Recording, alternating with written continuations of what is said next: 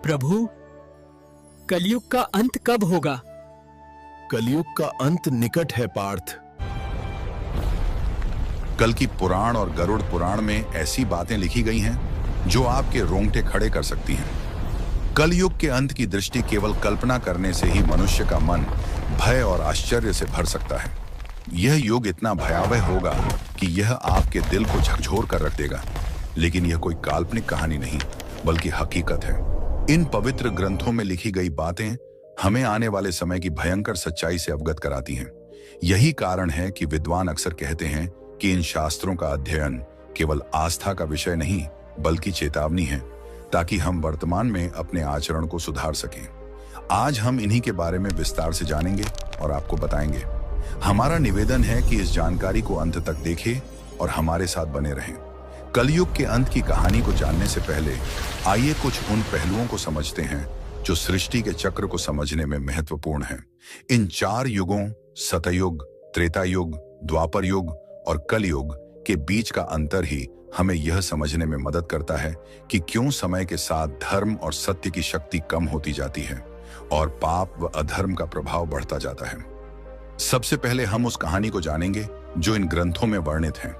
इसके बाद हम आपको वे सभी मनोरंजक और भयावह दृश्य बताएंगे जो कलयुग के अंत में घटित होंगे।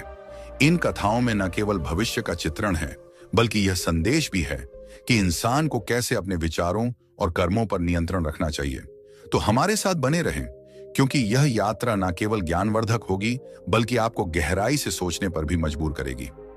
हिंदू शास्त्रों में कलयुग की आयु 4,32,000 वर्ष मानी गई है। यह विवरण भागवत पुराण, विष्णु पुराण, लिंग पुराण और बट गृण पुराण वश में मिलता है। कलयुग की शुरुआत महाभारत युद्ध के बाद द्वापर युग के अंत में मानी जाती है। वर्तमान में लगभग 5,000 वर्ष बीत चुके हैं और अभी भी लगभग 4,27,000 वर्ष शेष हैं।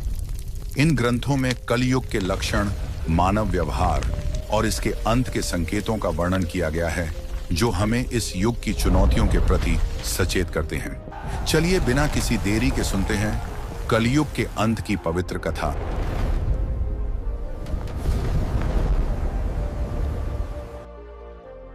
महाभारत के युद्ध की समाप्ति के पश्चात जब धर्मराज युधिष्ठिर हस्तिनापुर के सिंहासन पर आसीन हुए, उनके मन में सृष्टि के भविष्य को लेकर अनेक प्रश्न और चिंताएं उत्पन्न हुई। द्वापर युग अब समाप्ति की ओर था और कल युग के आगमन के संकेत स्पष्ट रूप से दिखाई देने लगे थे। युधिष्ठिर को यह भय सता रहा था कि आने वाले युग में मानव जीवन का स्वरूप क्या होगा।